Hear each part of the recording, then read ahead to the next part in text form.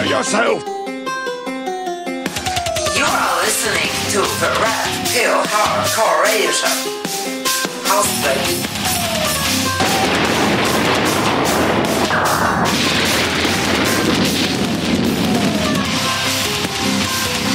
Well, now you can forget about going to the amusement park. Keep it real. Take the red pill.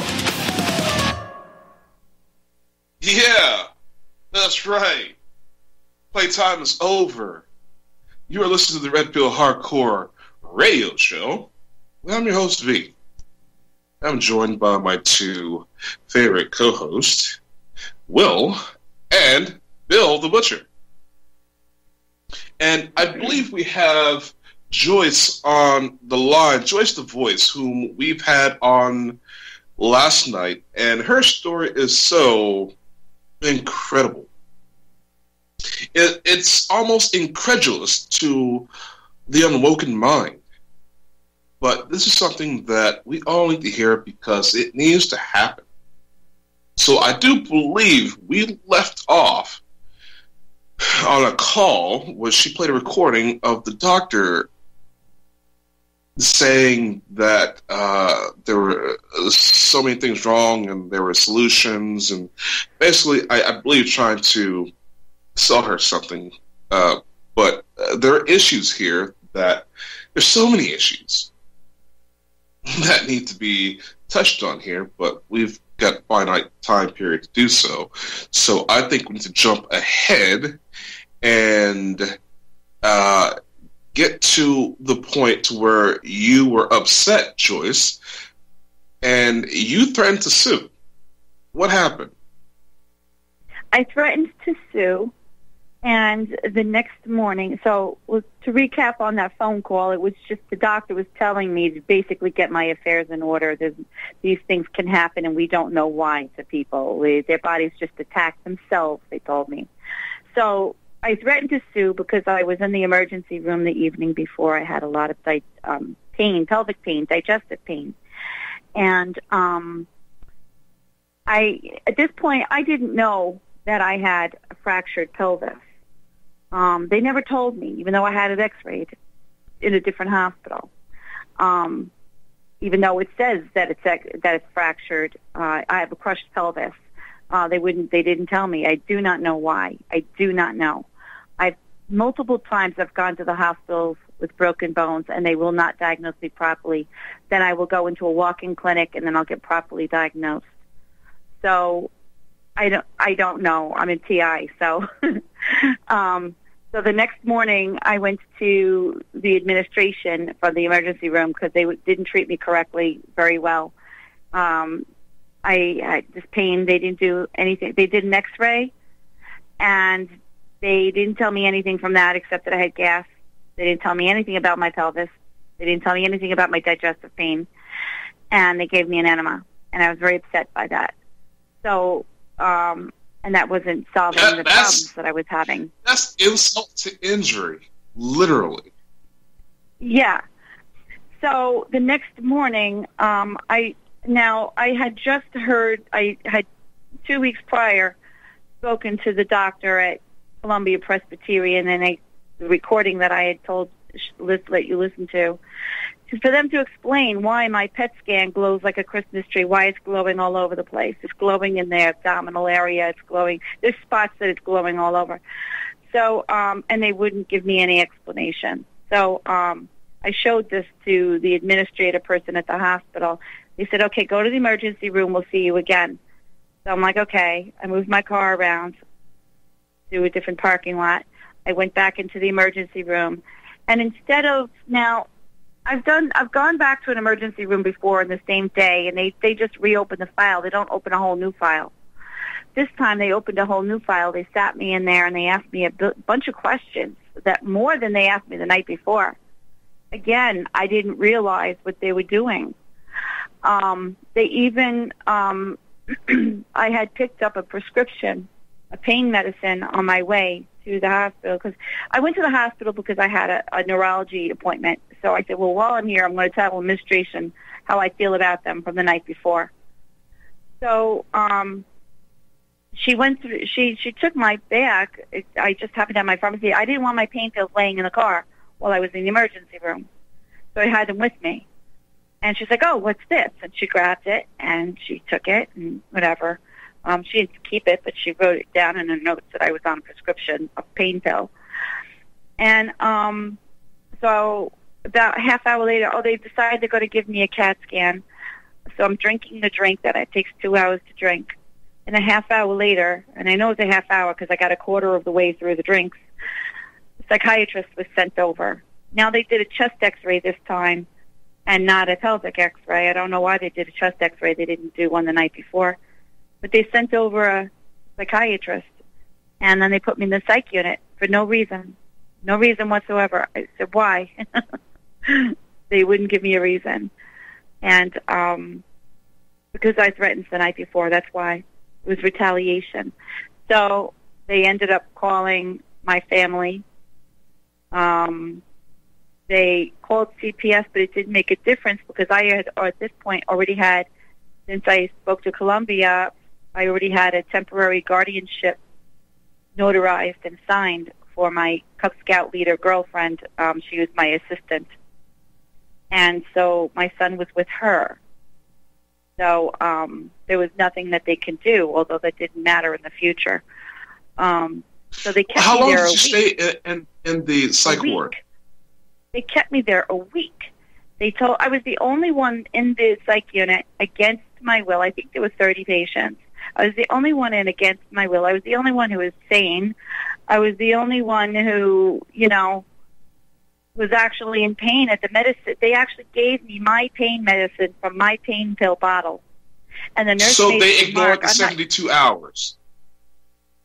Yes, they put 72-hour me hold. straight They into the ignored psych unit they put me straight in for 8 days.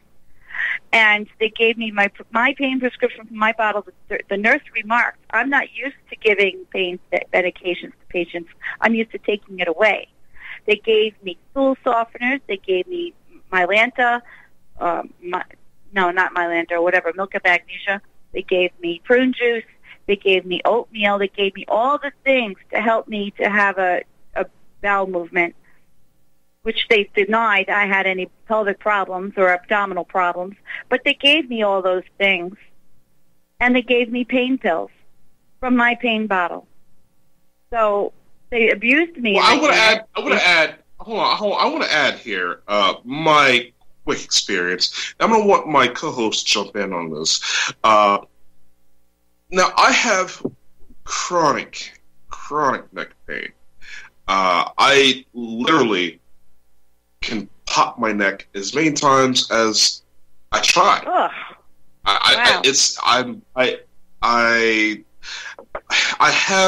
I've already self-diagnosed because I've researched the hell out of this. I have calcium efflux disease because of the radiation bombardment that I had been subject to.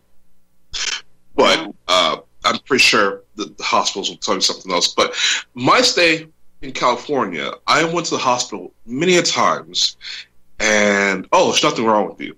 Here's some aspirin. Get out of here. After being in the emergency room for 12, 15 hours, 15 minutes later, I'm out the door with a handful of aspirin. So it took several visits to have them finally bring me in to do a CAT scan. A CAT scan showed nothing.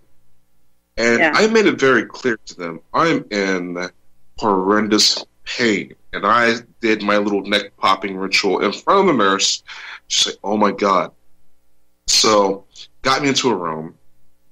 And after the first day of being there, we don't understand what could be wrong with you. Your CAT scan seems to be okay. And I was like, look, I'm in horrendous pain. I'm not leaving this hospital until there's a solution. Because if I have to go other places, you're going to have a malpractice suit on your hands for as many times I've had to visit here. You're not discharging me. So I stayed there for another 2 days as they've had me on a morphine drip. Was great. Best 2 days of sleep I've had in years. So they sent a neurologist to me, and he told me he wanted to do acupuncture on me. I was like, well, this has been done before. No, this is experimental. This has morphine on the tips of the acupuncture needles. It's experimental. I've cured patients of their pains, their chronic pains. Like, yeah, for how long? He was like, I've seen electrodes on the ends of them. Yeah, well, Have he was you like ever had that? anywhere from 2 weeks to never having pain again. I was like, okay, let's give it a try. I'm telling you, it worked great. 2 hours later, back in pain. So I actually finally figured out a few hours later, they think I'm crazy, that this is something psychosomatic. No, this pain is real. This is physical. Here, my bones popping. So they so often want to throw everything to the psychological. Why? Because they don't want to work.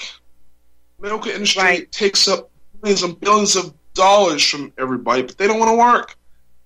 Nobody wants to work. Our presidents, our military, nobody wants to work. Everybody wants to delegate, and when you get people at the bottom, you got the grunts that are getting the heavy grind and getting real health problems. I mean, the system's so lopsided. And they want to call it Munchausen. They want to call it delusional. They want to call it, all those crazy things.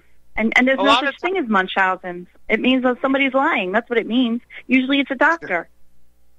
And hey, V, can I ask you a question real quick? Okay, and then let's get to Will after that. It's just, what number does Dr. Ted have to call in to join into this? Oh, you asking me? Yeah, he's trying to call in. Okay. Mike, can you bring up that number for Bill for us, please? And then,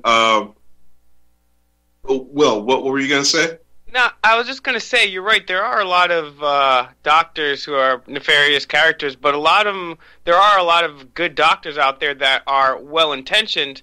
Well, I guess I shouldn't say they're good doctors. They're good people that attempt to be doctors. And what happens is they go through 7 years of schooling, and they're just taught what the Rockefeller Foundation told them to say. They have maybe 3 hours of nutrition in that entire 7 years, and then this is something they're completely not equipped to handle. They go back and they look up in their book, and they're okay, can't be this, can't be that. Oh, you got to be crazy, So it's also their limited scope and their lack of questioning. Mm-hmm. Yeah, I have taught a lot of doctors were either. I'm sorry. That's the reason I'm trying to get Ted. Mike just asked me that. Do I want him to call someone? Let him know. No, I need a number and. Well, okay. And Ted will call in and answer her question. Bill, to get the behind the scenes production stuff, message into the chat so it doesn't take up space on the air. Okay, I got it. All right. So we're gonna have and see Ted. Dr. Ted was the guy I originally wanted you to talk to because I know he takes issue with the psych wards being used as jails. And this is something this is a theme of a show. People are going to hear this a lot. So I believe he's going to chime in on this. But go ahead and continue with your story. So, all right, so I was abused in this facility, in this hospital. And, I don't want to go into details. It's not necessary, but I was abused. And so the doctor gave me Risperidol, and then she upped the dose, and then she decided that when I told her my son was high functioning on the autistic spectrum, she decided that I was OCD. Like, I should have autism too, but I'm not OCD, The problem was she was just reaching for straws. Well, so I was required to have outpatient of psychiatric care. She gave me outpatient prescription, and so at this point, I was already on Neurontin, and I was on that other pain pill, hydrocodone or whatever it was. I think it was hydrocodone. While I was at the hospital, they dropped the Neurontin, and then they gave me the hydrocodone from my bottle. Well, when I went to follow up with the sleep doctor, he's like, "Why did they take you off of this and put you on something even worse?" At this point, he's like, I was failing the sleep tests, and they told me not to drive any longer. But I did. I drove to my appointments, but I wasn't going to work. I mean, no, I was going to work. I was working between all of this, and that's what was crazy. I was working per diem, and my heart was going crazy, and I was having a lot of symptoms, neurological things, numbness, sciatica, really odd pains in my arm, the clots in my arm. A lot of really weird things were going on. I was seeing tons and tons of doctors. And so I did follow up with the psychiatrist. I'm like, good, I'll redeem myself. I'll see the psychiatrist, and they'll see that I'm not crazy, right? So I do. I go to see the psychiatrist. I gave him my medical paperwork. He didn't know what to do with me. The second session, I go to see him again. He stalls, and he makes me tea, and he wastes the whole session. And then he's like, "Well, you were late." Well, I wasn't late. He was late. I mean, I got there. I was maybe 5 minutes late, but then he made it another 15 minutes late, and by then the session was almost over. By the time he didn't know what to do, because he knew I was correct. That I have him recorded saying there's something wrong. There's no doubt there's something wrong, but somebody's going to hurt you. And I have him recorded saying that somebody is going to hurt you. And so I don't know who he spoke to. I mean, I did give him releases, but when he called my brother, the lieutenant colonel, it was the first time. I should warn people, never ever sign releases for doctors to speak to people in your family or whoever outside of your presence. I should have had him speak to my brother, because I was looking for a place to stay at this point, because I was really sick and I stopped working. And I stopped working because when I went to visit the cardiothoracic surgeon, he looked at me in my scrubs, and he said to me, "You're still working?" Because just between the psychiatric hospitalization and seeing him, I had a surgery biopsy in my leg, because I had a skin biopsy that showed that I was having neuropathy. So they wanted to do a muscle biopsy to see what else I had. My sister had ALS. She passed away from it last year. So Lord knows what the hell's going on. My family has all these autoimmune things, right? So this is the same surgeon, the cardiothoracic surgeon, that did the general surgery from my biopsy on my muscle. I think they also did a bone biopsy, but I can't be certain. I don't know, because they were insistent on doing that leg, and I said, "Why? That's not the leg that's bothering me. It's the other leg and my arm, my left side, not the right." They're like, "Oh, if it's something invasive, pervasive, it would be all over." I said, "Then why are you going for my good leg? Just go for my bad leg, so at least I have one good leg." But they wouldn't, because that's the side where I also saw on the PET scan that my bone was glowing. There's something going on in my bone. So I suspect they may have, because it was a lot more painful than I expected it would be. And so anyway, I saw the cardiothoracic surgeon that July, and he's like, "You're still working?" And that was the last week I worked, because he had such great surprise to see that I was still moving around. So he knew something. He knew something about my heart, why I couldn't breathe and why I was there. And I'm like, why would he say that? And that to me told me that they knew more. So P.S. You have so many issues. I think there should be a case study on you just all by yourself. It's unbelievable, the complications. Yeah. And I really want to get Ted to get to you on some of these things, because most of what I discovered. Well, hold on. What? Because we're going to go into commercial break here. Yeah. And we'll be right back. Yeah. Everything is not for everybody. You couldn't last a day in my shoes. A lot of these cats, I wish they just would get the address to the gym. Everything is not for everybody.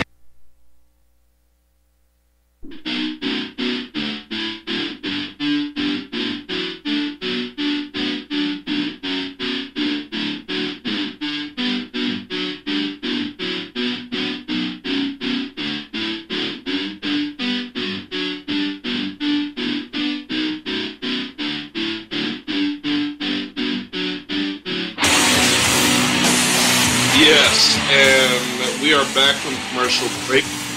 This is Retro Hardcore Radio Show, and I actually want to take this short 5-minute segment and just go ahead and talk to my co-host here.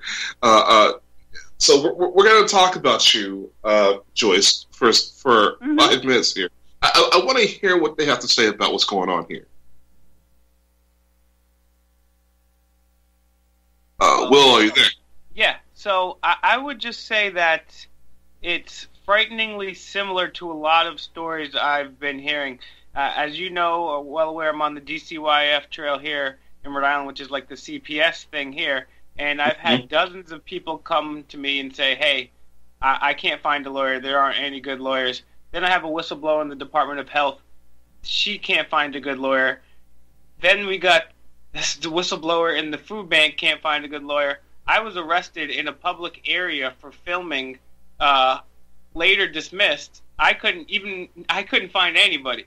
So what happens is the people that are in supposed positions of authorities, and these people have called the local police, multiple local police, state police, attorney general, office of the inspector general, all these places, the FBI, and it's unfortunate that there's really nobody out there that's willing to pick up the ball in a quote unquote position of authority and do something about. So unfortunately, to me, it's like more of the same news. Yeah, it is more the same. It is. I was wondering if she's maybe approached any lawyers or anything like that, because it's really, like I said, it's really tough to, even with proof. I mean, these people I'm talking about, they're not any lunatics. They have loads of evidence, audio, video, documents, and it's like... Yeah. Well, I have audio. I have recorded the doctors. I had a doctor offer to give me $20 to get out of his office. I have other doctors that ambushed me as soon as I walked in. Never met them before. Okay, but hold on, Joyce. Before you give us this information, I want to hop in here and say, Will, you bring up a very valid point. Is when it comes to lawyers. I have spoken to many of lawyers who it's like, okay, yes, your evidence is great, but this person's too big, or this corporation's too big. Mm-hmm. You don't have the money that we need to go after these people. You don't have, because there's so much greed. Look, where are the good people? There should be like one or two of the. I mean, I know there's some good lawyers, but like, where are the good people? For example, Anthony is about to sue Facebook, and everyone has said you have an open shut case, but everyone he talks to is like, Facebook's too big. Well, if it's an open and shut case, and this is where the corruption comes in. If it's an open and shut case, and the lawyer won't take your case, well, then that means they are already pocketed. Okay? Mm-hmm. And that means that they want to, they're going to talk to you because they have to keep up the image. They want to rip you off. You know, they want to take all your money. Hold on. They want to take all your money, and then after they have purposefully lost the case for you, you have no more money, and you can no longer fight. What were you going to say, Joyce? I was going to say, I have been told that. I'll tell you the few things I've been told. Only one lawyer I found that I would be required to relocate to Syracuse, New York. The different things I've been told was my case is too big. It has too many thorns. I would have better luck doing it myself because there's too many records. But the thing is, my case is a criminal case. It's not a malpractice case, so I wouldn't even address it as a malpractice case because they're statutes and they hold themselves immune and whatever. But the other thing is this: they're afraid of retaliation. Doctors, lawyers are afraid of doctors more than doctors are afraid of lawyers. I'll say that again. Right. Lawyers are afraid of doctors more than doctors are afraid of lawyers. There was a group, I think it was in Georgia, I don't know where. Why is that? that? Went Sorry, after this but malpractice case, because everybody in their life will need a doctor someday, and their families. And there's a lot down of south. blacklisting There was that goes on too. Yeah. I have got to cut you off here because we are going into commercial break. But before we go into commercial break, I will go ahead and reiterate what I just said. Is that that's a good point because of the blacklisting. Retaliation. I have talked to many of people who will go into an institution, hospital, whatever, and find they cannot get the care that they need. It doesn't matter who, the what. These doctors can poison you. These doctors can give you something. It doesn't matter. A lawyer can only do so much against you. Right. Right. So that's absolutely correct. So we're Right. going to go What you to do- commercial break again, and we'll be Okay. right back. We minding my business and leave me yours alone. We talking about me. Your job is hold the camera.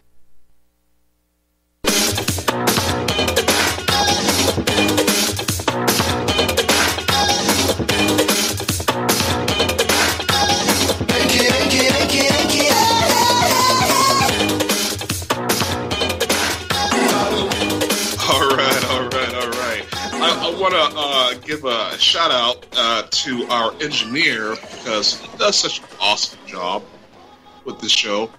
And I might be saying that because I'm not used to having an engineer, a producer. I used to produce my own show, if not, just have someone else on the calls. But you do a great job. Thank you.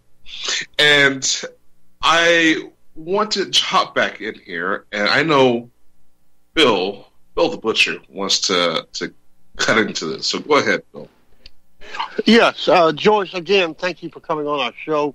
The reason I've been silent is I haven't been not busy. Ted was on his way to the hospital to have his blood checked. He had a problem tonight, and he was trying to dial from the car as his wife drove. But I kept him on text, filled him with what was going on. And he said that he is going to get involved in your case, but as Texans, excuse me, we would love to get you down here and run you through a series at Baylor Scott and White Research Medical Center and give you an honest appraisal of what's really going on with your health first. And he said she needs to forego the political ramifications. Let's find out what's going on with her body with honest doctors that I know, and I can tell her this is what's happening to you now, and get that weight off your mind and help you there. But like I said, Ted apologized. He, as you know, he's been working with his heart, and it is getting better, but he has these moments, and he lives a hop, skip, and a jump from Scott and White, so he runs over there and gets checked out on a regular basis. And while his wife was driving, he was trying to dial. He had the number, the 6443 number. He tried twice to dial.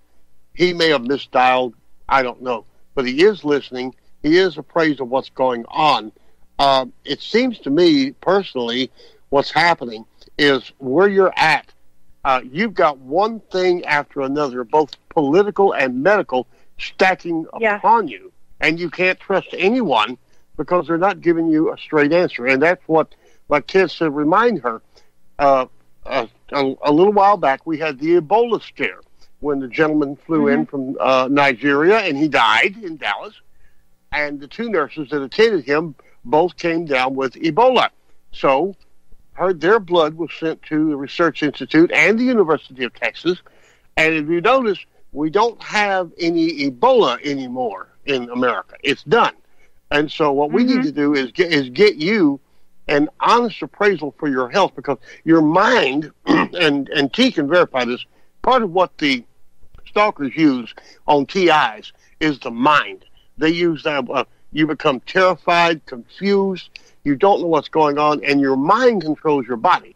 So if we can get you an honest appraisal of what's going on with your body and say, Joyce, this is what you got, and take this here, and this part will go away, and this here's what you got, and tell you the truth, and then at least take that off of you so you don't have to worry about your physical health. And that doctor telling you, basically insinuating that you're probably going to die and there's nothing we can do about it, that's a load of crap.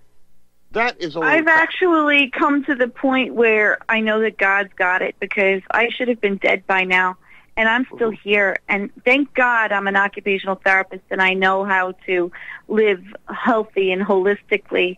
And I've just been pressing forward. But whenever I get sick, that PTSD sets in, and I get upset and worried and scared. Joyce, that is exactly what Ted was alluding to. Was the PTSD? Your mind. A lot of times, it says in the Bible, and I'm not going to get religious here, but it says in the Bible, when the woman grabbed a hold of Jesus' garment, and her bleeding was cured. And she said, Lord, you have cured me. And he said, no, your faith has cured you. In other words, your mind was going out of control, and these people were doing it to you, and now you have you got your groove back. I guess that's the best way to put it, right, V? You got your groove back. Bill, Yeah. Bill, and yes, psychosomatic. Your body can be healed by the mind if you have that mind-body connection. And if you do have something called faith, it's magnetic manifestation. And I want to do a show on that one of these days. It's based on quantum physics, wave particle theory. I'll get into that at some point. Can I tell you that... But, well, I was just going to say really quickly, the whole system is based on MK Ultra. Everything has fallen in line, from the court system all the way to the medical industry. MK Ultra, trauma-based mind control. So when you have that PTSD, and you are completely vulnerable, and you are in the hands of those who want to control, and those who want to control are corrupt. So you have the from chaos comes order. That's their mantra. Okay. Yeah. Go ahead. Yeah. So, all right. So I don't know. Did you want me to continue with my story? Because we're like 20 minutes left. Yes, ma'am. Please do. I didn't. Like I said, I was so silent. I was communicating with Ted the whole time, and he couldn't get through. But I was telling him what you were saying, and he was helping and diagnosing. Please continue with your story. Yeah. So I saw a bunch of doctors. I saw a gastroenterologist. They purged my record of pictures that I saw. When I asked questions, they denied they even took them. And I'm like, but they took them. I went to medical records, and then the ones that I asked, specific ones I asked about, were missing from the Met record. And then other pictures that were taken as far as sigmoidoscope, which is just the rectum. When I got to family court and I had my hearing for of course, it's the wrong court, but I had them as my material witnesses rather than expert witnesses to prove that it was a medical issue, that I have not a mental issue. And so, but the pictures that were in the chart, when I got to court, the subpoena, they withheld a picture of a polyp and stuff. And I said, what the hell's going on here? Well, just before my trial, though, my second lawyer, now my first lawyer was crooked. My second lawyer was appointed. Of course, they're all appointed. Second lawyer was a nice man, but he also was a player. I mean, even if, so he said to find a new doctor, find a new group for my cardiologist, and that way I can usurp their mental diagnosis with a medical diagnosis. So I find a new group. And when I find the new group, I go through all the tests, and I showed them a cardiology test that I had from a previous cardiologist with the ultrasound, and it showed that there was some kind of a hole in my heart. I didn't know where it was. I thought it was between the ventricles, but maybe I think it's between a couple of vessels. I'm not sure, but because whatever. But you could see it's a jet that's shooting through, like something forcing through, like a garden hose when something shoots. And so under pressure, it shoots through the hole. You could see that in the color part on the ultrasound. So I showed it to them, and they're like, oh, we need to do something called a TEE, a transesophageal echocardiogram. That's when they put a scope down your throat to see, with a wand, an ultrasound wand, to see your heart close up rather than through your ribs, which is what they normally did, to see your valves much better, to see your flowing much better, to see whatever else they want to see with the echocardiogram. So I think I left off last night where the original cardiology pictures that showed that from the first group also was brother-in-laws with my primary doctor, and there was a lot of stuff in the letters, the primary doctor, that I never got to see, that I was never told, and that wasn't in my chart, but it was in his correspondence to the other doctor. So I got that when I got my records. I'm like, what the heck? And then my heart was also larger in 2013. It had gotten smaller again, but there's damage. I have a lot of stuff going on. So I'm sure that was from the Lyme's, but Lord knows what else. So it's a possibility. P.S. Yeah. So, but no doubt, because of the PET scan glowing the way it does, there's other stuff going on. Definitely, and positive cancer antigen for the breast cancer. So we'll see what's going on with that. So anyway, so what happened is then I go to the new cardiology group. They tell me I'm going to get this TEE test. And so I go to get this TEE test. You're only supposed to be sedated, so you can swallow when they say swallow. They get the scope down, and cough when they, and so they can pull it out. It's not anything that's really, really invasive. Cause, let me guess, they knocked you out completely. They did. They knocked me out completely, but I had the forethought to record the entire thing. And I did that because they kept my bag under the gurney. They didn't have a locker for me. Now they have lockers. You cannot have anything with you when you go into a procedure. And this is where I have a hard time with, because in the UK, now I don't know about where you are, but in the UK, my understanding is you get a procedure, it is audio-visual recorded. And just like you do with a radiology test, you can ask for your disc when it's done. In the United States, they don't do that. You don't know what happens to you in that operating room. You don't know what happens to you in that courtroom. Let me cut in here. And we've all heard the stories of, ladies in a dentist chair. She wakes up, she's being groped by the dentist. We've all heard the stories of, people having medical health complications because instruments were left in their bodies after surgeries. And there is something called surgery witness, medical witness. It's they're trying to monetize everything that should be a right. Now, I know there are these companies that will send a witness to witness a surgery, and you pay them. But who say they're not corrupt? Who's to say that? Right. And the only thing that is immutable is video, audio, and the United States is doing its best. Well, the federal government wants to put cameras on every street corner, wants to use our computers and our Wi-Fi to monitor everything that we're saying, while they are the corrupt criminals.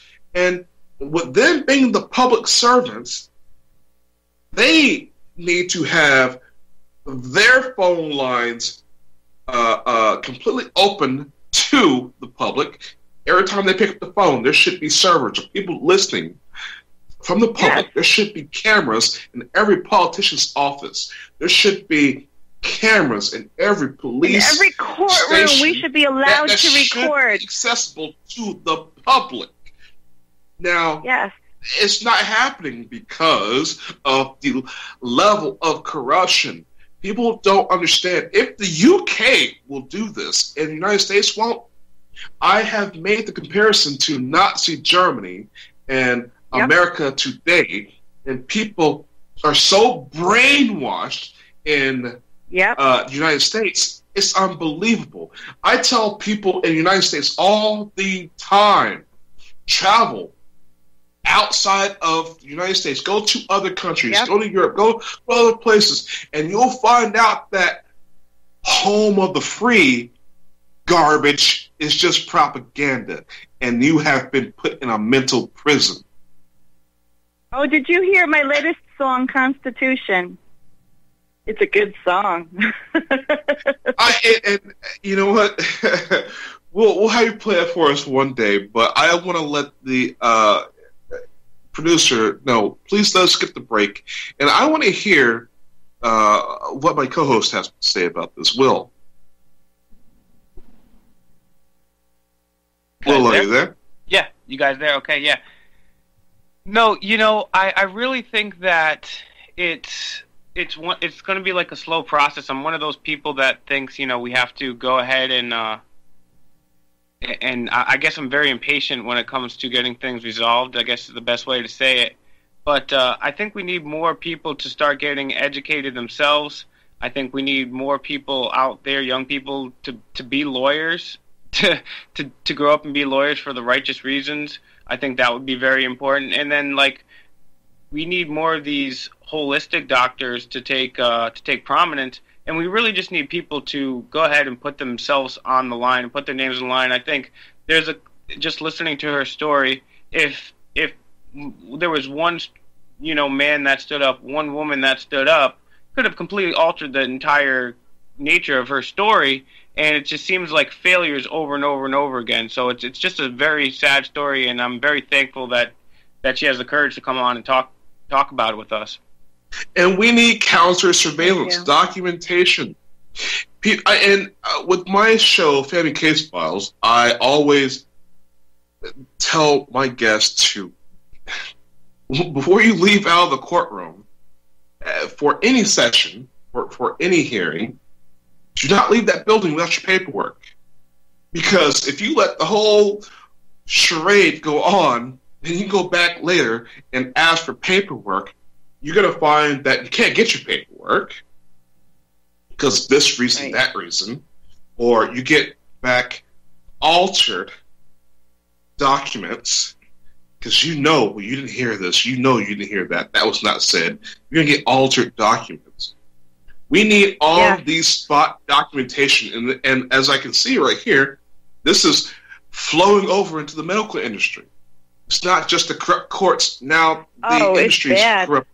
And I'm pretty sure it's within the private and commercial sector everywhere as well. Not just the corrupt U.S. federal government. It's worse now that it's all digital, the records, because now they cover up everything because it's digital record keeping. So, the whole thing about HIPAA is not, it helps some people, it protects some people, but it protects the doctors more than it protects the people because everything is a two-edged sword. It sounds good. That means it's a two-edged sword. It means that nobody else is allowed to investigate your medical records unless it's the Department of Health. And that is their firewall. That is what stops them from getting in trouble. I don't want to get regional about this, okay? But like Ted said, like Dr. Ted said, I truly believe, and he believes, he said, Joyce is fighting on two fronts. She's fighting on the political front and the medical front at the same time. He said, as a clinician, I would go first with getting her feeling better, where she's not worried about her. That's what the plan was. Your personal health. And once we get past that, and as far as corruption, let me tell you a very, very short story. It took about a minute to tell. When we were fighting in CPS, we were supposed to show up and pick up a single piece of paper to take my granddaughter Puck to Dr. Merle, to a psychiatrist, to have her seen. We walked in to the CPS office, and there was a part-time receptionist working. We said, we're here to pick up the paperwork on Carrie Ann. And she said, here it is. And she mistakenly handed us the entire case file that they had for their, and we got, and we made a now very famous video on YouTube called Rutrow, where we read it to the public. And it was such things in there as, at one point they said, the child, Tristan, the grandparents said they couldn't show up because he was getting an MRI because he had a seizure, and we don't see anything in our records of that. And yet, 2 pages before that, they acknowledged that they'd been advised of that. Another time, my daughter-in-law told them about this, and the caseworker said, I don't know anything about this. Who told you about this? And then she went to the restroom, and when she came back, she asked the question again. And my daughter-in-law shoved a piece of paper at her of the MRI with epileptic seizures, circled and signed Dr. Chris at Baylor Scott and White. And she is stupid enough to say, and where did you get this? And Jackie said, I stole it out of your briefcase when you went to the restroom. So, yeah, they're crooked. They're crooked as a barrel of snakes. But the first thing you have to do, so that's what happened is they got me involved with family court because they took my son saying that he was going to become mentally ill because I'm delusional, so he's delusional. And at first they were saying Munchausen's. I had them throw that away. I said it doesn't exist. Well, mental illness is contagious. Don't we all know that? Well, Munchausen, let me tell you something. They told us that my wife had Munchausen's, and she was imagining that my granddaughter had diabetes. Imagining, even though my wife was a diabetic, she was taking the child's blood and getting readings of 400 and 500. And when we finally got her to Baylor, come to find out, that's crazy. She was born without a pancreas. She was a complete diabetic. My God. She could not make insulin, and she's on injections to this day. They lied. They just plain lied. Oh my God! And it cost them several $1,000. Y'all thought, of course,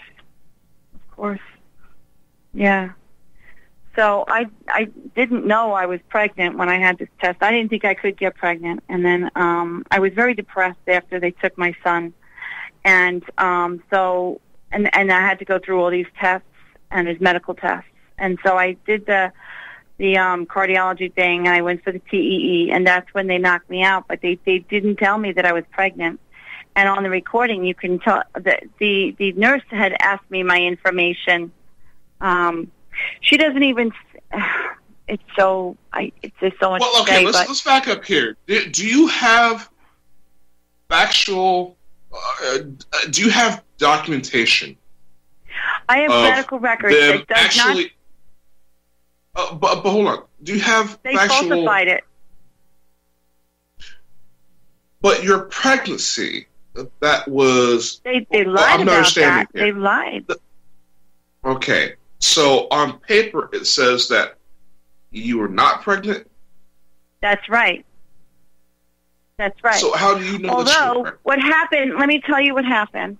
Well, I told them I thought I had... You do it within a minute because we're coming down to the end of the show. I know. This is like the big deal, too. I told them I think I have a parasite.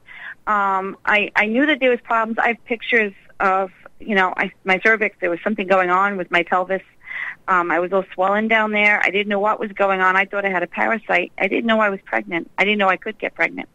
They did the test, but when the nurse had the anesthesiologist was asking about my menopause, the nurse interrupted her and asked her to look at my HBD, whatever that hormone is, that pregnancy test. And you can hear them interrupting, and then you can hear them talking about it. When I went under, you can see the student nurse asked, she's not going to know she's pregnant, and the nurse said, no, she has cancer, it won't matter to her.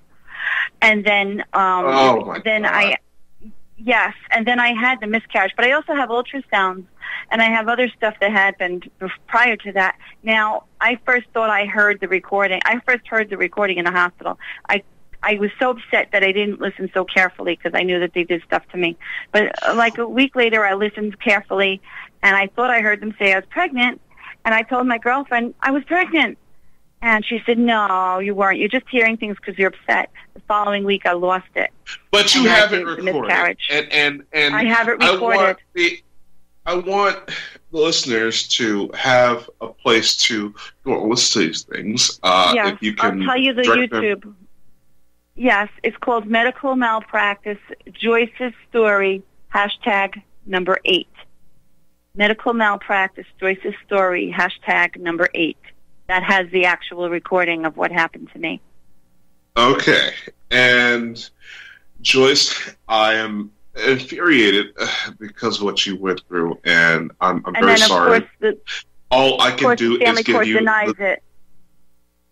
Well, yeah. Well, all I can do is just give you the floor like I have, and possibly get you on Thank other you. media as well, because I'm very well connected, and we need to get your story out there. So Thank you. I would like to give my co-host here a minute to shout out anything they need to. So I thank you very much, and I write music for my therapy. Okay. Well, Joyce, that's what I did. I wrote music, I wrote books and things like that. The thing is, like I said, Ted is on it, I'm on it, the V is on it, Will is on it, and everything, and we're delving into this thing. The main thing, Ted has a doctor's heart, and the main thing he wants to get you is personal peace and confidence with your health first. And then we will attack the political situation. We're good at that. But the main thing is bring you some peace where you can get up in the morning and have coffee and not worry anymore. And once we get past that point, then everything else is going to be better. Oh, thank you. Okay, and so I want to thank everyone for tuning in. Thank you. Thank you for having me And on. the man with the third eye. I'm sorry. In Atlanta surveillance, man with third eye is king. So educate yourselves. Tune in next time.